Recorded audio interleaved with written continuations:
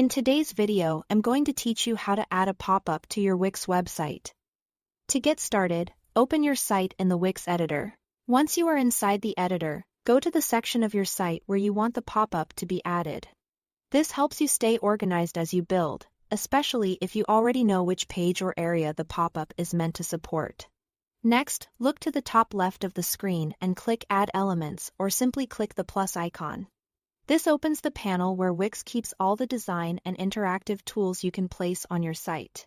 From there, select Interactive and then go to the Pop-up section.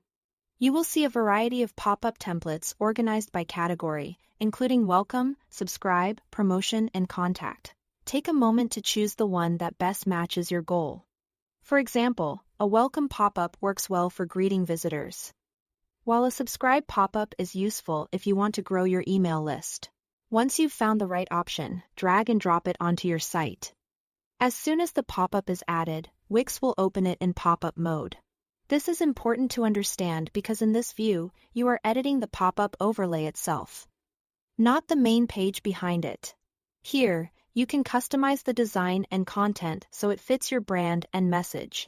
Edit the existing text, update the colors, and if needed, add more elements, like buttons or forms, using the Add Elements panel.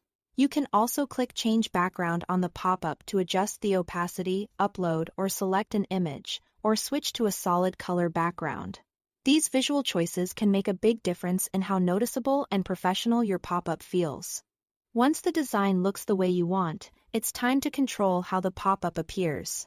Click on the pop-up on your canvas, then select the Set Triggers icon, which looks like a settings gear. In the display settings, choose whether the pop-up should appear automatically when the page loads or only when a visitor clicks a specific button. If you choose the automatic option, you can also define the delay and timing, such as showing the pop-up after a few seconds or after the visitor scrolls down the page.